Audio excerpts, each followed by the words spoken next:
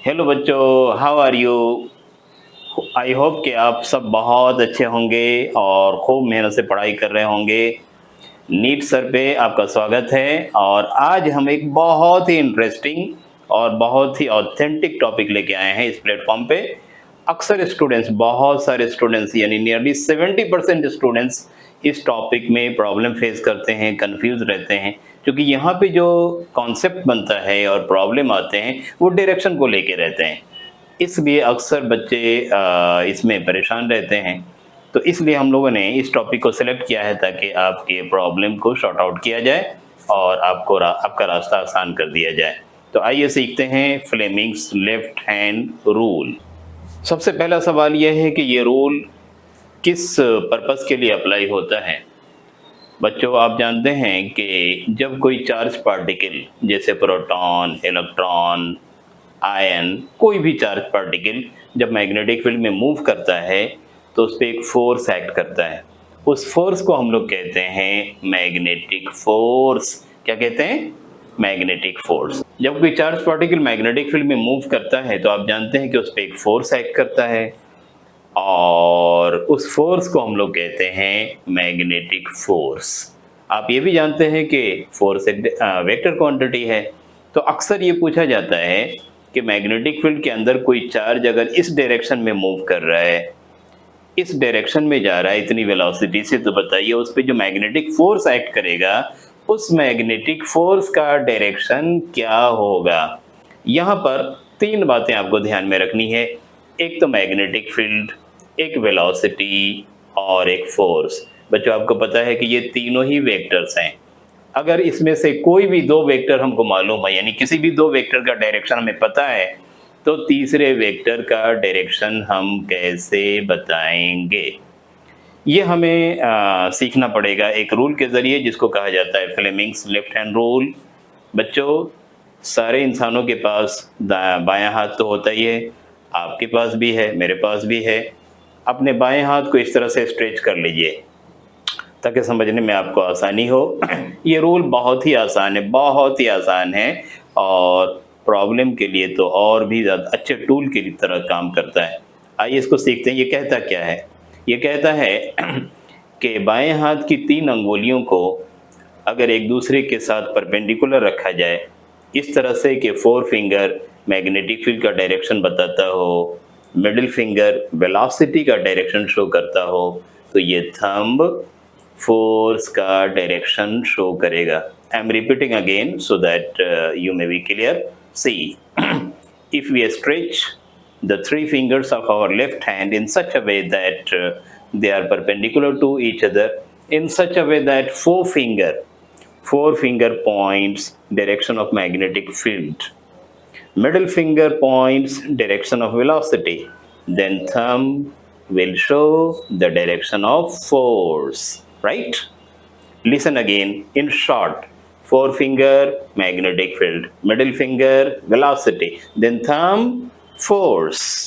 See here, इस rule को हम लोग करंट कैरिंग कंडक्टर के लिए भी अप्लाई कर सकते हैं। करंट कैरिंग कंडक्टर के केस में क्या होता है कि ये रूल थोड़ा सा मॉडिफाई हो जाता है। दोबारा सुनिएगा ताकि करंट कैरिंग कंडक्टर पे जब आप अप्लाई करें तो इसको कैसे अप्लाई करेंगे। ये कहता है कि बाएं हाथ की इन तीन अंगुलियों को एक दूसरे के साथ अगर परपेंडिकुलर रखा जाए इस तरह से कि फोर फिंगर मैग्नेटिक फील्ड का डायरेक्शन बताता हो, मिडिल फिंगर करंट का डायरेक्शन शो करता हो, तो थंब मैग्नेटिक फोर्स का डायरेक्शन शो करेगा। Listen again carefully. In other words, if we stretch our three fingers of our left hand in such a way that forefinger points direction of magnetic field, middle finger points direction of current, then thumb will show the direction of magnetic force. Clear? अगर current का direction x axis की तरफ है, magnetic field का direction Y axis की तरफ है, तो उस पे लगने वाला जो फोर्स होगा, करंट कैरिंग कंडक्टर पे जो फोर्स एक्ट करेगा मैग्नेटिक फोर्स, उसका डायरेक्शन जेड एक्सिस की तरफ होगा।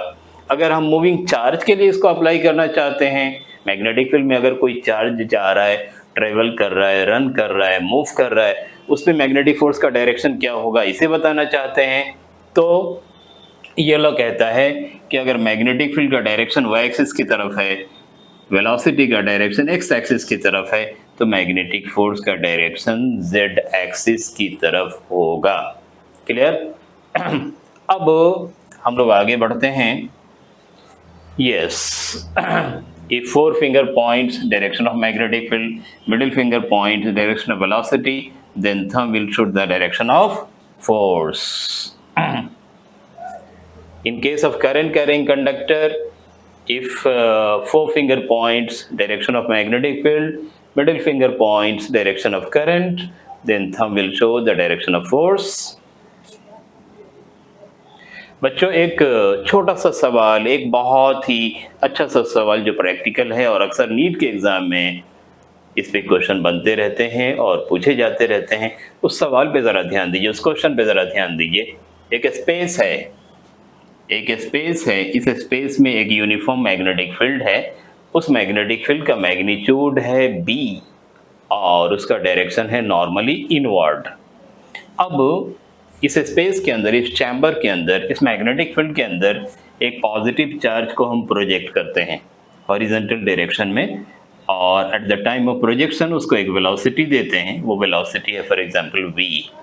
आप देख सकते हैं कि मैग्नेटिक फील्ड का डायरेक्शन नॉर्मली इनवर्ड है और वेलोसिटी का डायरेक्शन हॉरिजॉन्टल है।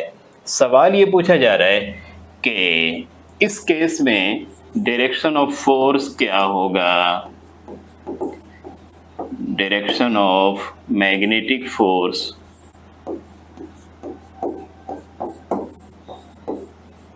इज व्हाट, ये हमारा क्वेश्चन है। तो बच्चों, यहाँ पर हम लोग आसानी से फ्लेमिंग्स लेफ्ट हैंड रूल को अप्लाई कर सकते हैं। Four finger magnetic field, middle finger velocity, then thumb will show the direction of force. So let us apply here. Middle finger inward, velocity horizontal, तो थंब किधर जा रहा है? ऊपर की तरफ, अपवर्ड, यानी फोर्स का डायरेक्शन हो जाएगा अपवर्ड। यहीं पे बच्चों अगर आपसे सवाल पूछा जाए कि फोर्स का डायरेक्शन तो बता दिया सर आपने, लेकिन ये बताइए क्या चार्ज पार्टिकल इस फोर्स के कारण, इस फोर्स की वजह से अपने डायरेक्शन से डिफ्लेक्ट भी हो जाएगा? जवाब है यस। फोर्स एक्ट करने की वजह से ये पार्टिकल अपने एक्चुअल पाथ पे ट्रेवल नहीं करेगा, मूव नहीं करेगा, बल्कि अपने एक्चुअल पाथ से डिफ्लेक्ट हो जाएगा और वो इस तरह के पाथ पे ट्रेवल करेगा। एक बात और हम यहाँ पे समझा देते हैं बच्चों, ये जो रूल है ये पॉजिटिव चार्ज के लिए अप्लाई करना है, लेकिन अगर किसी क्वेश्चन में आपको निगेटिव चार्ज दिया हुआ है तो इस रूल को हम अप्लाई करेंगे, नो डाउट, बट रूल के अकॉर्डिंग जो फोर्स का डायरेक्शन हमको मिलेगा उसको रिवर्स कर देंगे। यानी अगर आपसे कहा जाए कि ये जो चार्ज है जिसको हमने प्रोजेक्ट किया है, ये चार्ज पॉजिटिव नहीं है बल्कि निगेटिव है, जैसे ये प्रोटॉन नहीं है बल्कि इलेक्ट्रॉन है, तो ऐसी हालत में उस पर फोर्स एक्ट करेगा, अपवर्ड नहीं एक्ट करेगा बल्कि डाउनवर्ड एक्ट करेगा। क्लियर? और ऐसी हालत में ये पार्टिकल अपवर्ड डायरेक्शन में डिफ्लेक्ट नहीं होगा बल्कि डाउनवर्ड डायरेक्शन में डिफ्लेक्ट हो जाएगा। क्लियर? आई होप ये बातें आपको समझ में आई होगी, और अगर समझ में आई है तो आप इसको यस अच्छी तरह से अपने कॉन्फिडेंस में रखिए और आने वाले एग्ज़ाम में इसको अप्लाई कीजिए। वेरी गुड, आई होप आप बहुत खुश होंगे। और ये बताइए कि अगला टॉपिक हमें क्या लेना है, ताकि हम पूरे तैयारी के साथ, पूरे पोटेंशियल के साथ आपको वो टॉपिक गाइड कर सकें। Okay, thank you, bye bye.